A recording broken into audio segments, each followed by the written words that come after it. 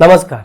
आज के इस वीडियो में हम बात करने वाले हैं कि इनकम टैक्स का जो सेक्शन 43B है उसके अंदर जो नया क्लॉज ऐड हुआ है H, वो आपके बिजनेस को किस तरीके से इम्पैक्ट करने वाला है और उससे आपके पेमेंट की टर्म्स एंड कंडीशन कैसे चेंज हो जाएगी, क्या नेगेटिव इफेक्ट होगा, क्या पॉजिटिव इफेक्ट होगा, उसके बारे में बात करने वाले हैं। लेकिन उससे पहले थोड़ा सा मैं आपको बता दूं कि जो सेक्शन H है वो ये कहता है कि अगर आपने किसी MSME सप्लायर से माल परचेज किया है, मतलब आपका सप्लायर MSME है और आपने उससे एग्जांपल के लिए 1 लाख रुपए का एक माल परचेज किया, 1 लाख रुपए का इनवॉइस जनरेट हुआ है, तो 45 डेज के अंदर आपको उसका पेमेंट कर ही लेना है।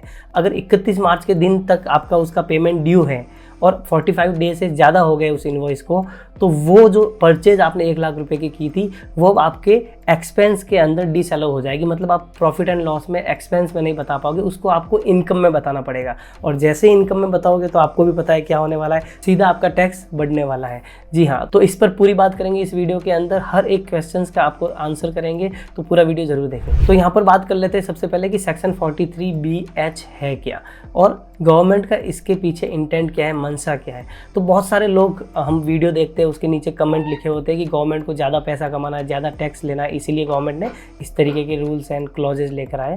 लेकिन जहाँ तक गवर्नमेंट का सवाल है तो गवर्नमेंट को लगता है कि MSME जो माइक्रो और स्मॉल बिजनेसेस है उन लोगों के पास में वर्किंग कैपिटल ज़्यादा होनी चाहिए, उनके चेक डिसऑनर जो होते हैं उनकी भी संख्या को कम करना चाहते हैं और पेमेंट क्लियर का जो साइकिल है वो फटाफट चले, ताकि छोटे व्यापारियों के पास में ज़्यादा पैसा रहे और ज़्यादा पैसा रहेगा तो वो अपनी वर्किंग कैपिटल और कैश फ्लो से ज़्यादा अच्छे से बिजनेस कर पाएंगे।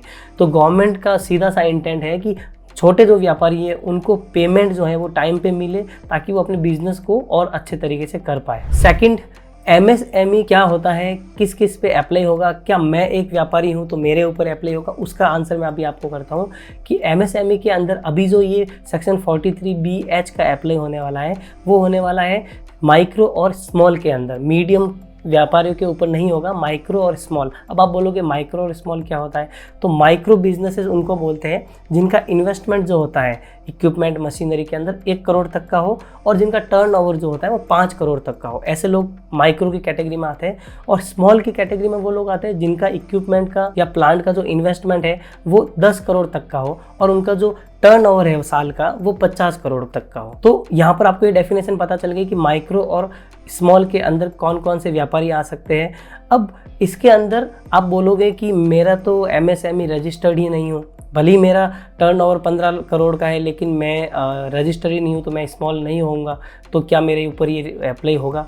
तो मैं आपको क्लियर बता देता हूँ कि इस क्लॉज के अंदर ऐसा कुछ भी डिफाइन नहीं है कि सिर्फ रजिस्टर वालों के ऊपर अप्लाई होने वाला है, अनरजिस्टर्ड व्यापारियों के लिए भी अप्लाई होने वाला है। तो एज्यूम करके चलिए कि जिनका भी टर्नओवर 50 करोड़ तक का है सबके ऊपर अप्लाई होगा, चाहे वो माइक्रो हो, स्मॉल हो, चाहे रजिस्टर्ड हो या अनरजिस्टर्ड हो। अभी आपको ये मानकर ही चलना पड़ेगा। अब एक सवाल आपके मन में एक और आया होगा कि मेरा सप्लायर MSME में है या नहीं, वो मुझे कैसे पता चलेगा। तो इसके लिए 2-3 तरीके हैं कि सबसे पहले तो आपका सप्लायर इनवॉइस के ऊपर अपना उद्यम आधार नंबर देगा। तो जिस इनवॉइस के अंदर अगर उसका उद्यम आधार नंबर लिखा हुआ है तो समझ जाइए कि वो MSME का अंदर रजिस्टर्ड है। अगर आपको लगता है कि उद्यम आधार नंबर नहीं है, फिर भी आपको एक लिस्ट बनानी पड़ेगी अपने सारे वेंडर सप्लायर की और उनसे कंफर्म करना पड़ेगा कि क्या आप MSME के अंडर आते हो या नहीं आते, क्या आप MSME के दायरे में आते हो कि नहीं आते हो, और उनसे ही आपको पूछना पड़ेगा। यहाँ पर नेक्स्ट एक और क्वेश्चन आपके दिमाग में आ सकता है कि अगर मेरा पेमेंट आया या नहीं आया, मतलब मैंने मेरे सप्लायर को टाइमली 45 डेज़ के अंदर पेमेंट किया है या नहीं किया है, गवर्नमेंट को कैसे पता चलेगा। तो यहाँ पर आपको मैं सीधा सा बता देता हूँ कि जो भी आपके CAs हैं, जो भी आपके ऑडिटर्स हैं, उनकी रेस्पॉन्सिबिलिटी है कि 31 तारीख को वो आपके क्रेडिटर्स यानी कि सप्लायर्स का पूरा हिसाब देखे और वो देखे कि 45 दिन के ऊपर कौन कौन से ड्यू हो गए इन्वॉइसेस और उस इन्वॉइसेस को आपकी इनकम में बताए। ये आपके CAs और ऑडिटर की रेस्पॉन्सिबिलिटी है। यहाँ मैं आपको बताना चाहता हूँ कि 45 डे के अलावा एक और टाइम लिमिट है 15 डेज। तो कभी आपको 45 टाइम लिमिट आपके लगेगी इन्वॉइस के पेमेंट करने के लिए, कभी आपको 15 डेज का टाइम मिलेगा। तो ये कैसे डिफाइन होगा, आपको कैसे पता चलेगा कि आपको इस इन्वॉइस का 45 डे के अंदर पेमेंट करना है या 15 डे के अंदर पेमेंट करना है।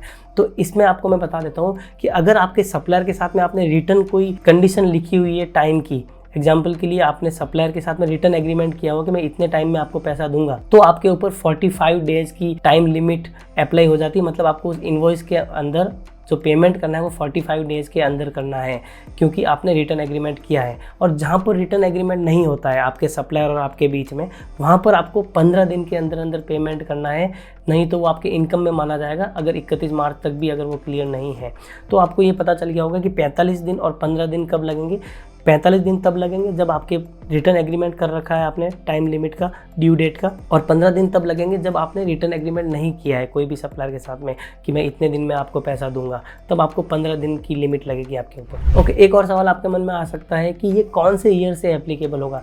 तो मैं यहाँ पे आपको क्लियर कर दूँ कि फाइनेंशियल ईयर 2023-24 से ही ये अप्लाई हो गया है। इसका मतलब करंट जो फाइनेंशियल ईयर चल रहा है उसमें ये एप्लीकेबल है। और अभी जो 31 मार्च आने वाला है, इस 31 मार्च को आपके ऑडिटर्स आपके पूरी पेमेंट की हिस्ट्री देखेंगे कि जो जो ड्यू है 45 डेज के ऊपर अगर ड्यू है तो आपकी इनकम में बताएंगे और आपका टैक्स सीधा सीधा बढ़ने वाला है। तो इस साल से ही आपका ये एप्लीकेबल हो चुका है। यहाँ पर एक और मैं आपका डाउट क्लियर कर दूं कि अगर किसी इनवॉइस को 45 दिन से ज़्यादा ड्यू हुए हो गए हैं, आपने अभी तक पेमेंट नहीं किया है, लेकिन 31 मार्च से पहले अगर आप पेमेंट कर देते हो, चाहे उसको 45 दिन से ज़्यादा हो गए बट आपने 31 मार्च से पहले चाहे 30 को चाहे 29 को कर दिया, तो भी कोई दिक्कत नहीं है, क्योंकि वो आपके एक्सपेंस में काउंट हो जाएगा।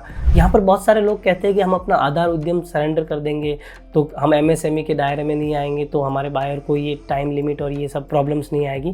तो मैं यहाँ पे आपको बता दूं कि कुछ भी स्पेसिफिक मेंशन नहीं किया हुआ है कि एमएसएमई उद्यम आधार नंबर होना चाहिए तभी एप्लीकेबल होगा, ऐसा कुछ भी मेंशन नहीं है। इसका मतलब आप मान के चलिए चाहे रजिस्टर्ड आप हो चाहे नहीं हो, ये सेक्शन 43BH जो आपके ऊपर अप्लाई होना है वो होना ही है। अगर आप एक एमएसएमई हो, माइक्रो और स्मॉल, जो मैंने स्टार्टिंग में डेफिनेशन बताई थी, अगर आप उस टर्नओवर और इन्वेस्टमेंट के अंदर आते हो तो आपको ऊपर वो एप्लीकेबल होगा ही होगा। ओके, अब एक और सवाल आ जाता है कि आपका कोई इस फाइनेंशियल ईयर का इनवॉइस ड्यू है और आपने 31 मार्च तक पेमेंट नहीं किया, तो यहाँ पर हमने बात कर ली है कि वो आपके एक्सपेंस में काउंट नहीं होगा, इनकम में काउंट होगा और आपको टैक्स भरना पड़ेगा। अगर इस साल के बिल को आपने अगले साल पेमेंट किया है, मतलब 31 मार्च से पहले ना करके बाद में किया है अप्रैल मई में, तो वो अगले साल के P&L में आप एक्सपेंस बता सकते हो। सिंपल मैं इसको कंक्लूड करता हूँ कि क्या फ़ायदे और क्या नुकसान है।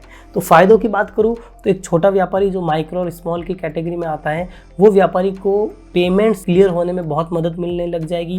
जो चेक डिसऑनर्ड होने होते हैं वो भी संख्या कम हो जाएगी और उसके पास में कैश फ्लो रहेगा, एक वर्किंग कैपिटल रहेगी, जिससे अपने बिजनेस को और बेहतर तरीके से वो एग्जीक्यूट कर सकता है और नया नया माल परचेज कर सकता है और नया नया प्रोडक्ट वो डेवलप कर सकता है। उसके आगे अगर मैं नुकसान की बात करूँ तो जो एमएसएमई सप्लायर के बायर होंगे उनके लिए तो एक हार्ड टाइम है ही, क्योंकि पहले जो पेमेंट थे वो अपने हिसाब से 60 दिन में भी आते थे, 90 दिन में भी आते थे, लेकिन अभी जो पेमेंट का कंडीशन है वो 45 डेज हो जाएगा। तो उनको बहुत ही सोच समझ कर परचेजिंग करनी पड़ेगी और अगर पेमेंट कर पाए उसके हिसाब से ही उनकी परचेजिंग लिमिट हो जाएगी। तो इससे टर्नओवर भी सप्लायर का कम होगा और इस तरीके के नुकसान भी आपको कुछ देखने पड़ सकते हैं। लेकिन लोगों का, एक्सपर्ट का ये कहना है कि जैसे जीएसटी आया था, ई वे बिल आया था, उसमें भी शुरुआत में बहुत सारी प्रॉब्लम्स फेस हुई थी, लेकिन बाद में लोग उसको सेफ मानने लग गए थे और लोग सेटिस्फाई हो गए थे। उसी तरीके से जब ये रूल थोड़ा सा इनिशियली प्रॉब्लमेटिक रहेगा, प्रैक्टिकली जब आप उसको एप्लीमेंट करने जाओगे, बट थोड़े टाइम में आपको भी लगने लग जाएगा कि ये रूल बहुत अच्छा है और छोटे व्यापारियों के लिए बहुत अच्छा है। तो ये एक्सपर्ट का मानना है। अब आप डिसाइड कीजिए, आप कमेंट कीजिए कि आपको क्या लगता है कि जो सेक्शन 43B के अंदर जो H क्लॉज ऐड किया हुआ है वो जो आपके टैक्स की लाइबिलिटी को भी बढ़ा सकता है, आपके परचेज को आपका इनकम मान सकता है। तो आपका थॉट उस पर क्या है आप कमेंट करके ज़रूर बताइए। और अगर आप एक मैन्युफैक्चरर कपड़ा व्यापार करते हैं तो टेक्सटाइल इंडस्ट्री का number 1 application Vastra app download कीजिए, क्योंकि वस्त्र ऐप आपके बिजनेस के सारे operations, production, purchase, sales, delivery, challan, design, catalogue, सारा बिजनेस आपके मोबाइल के अंदर आ जाता है और आप कहीं से भी 24/7 उसको एक्सेस कर सकते हो। आज सूरत, अहमदाबाद, मुंबई, जयपुर जितने भी टेक्सटाइल हब है उसके हज़ारों मैन्युफैक्चरर और होलसेलर वस्त्र ऐप यूज़ कर रहे हैं। अभी आप डाउनलोड कीजिए। So thank you so much पूरा वीडियो देखने के लिए। कमेंट जरूर कीजिए और हमारे चैनल को सब्सक्राइब जरूर कीजिए। Thank you.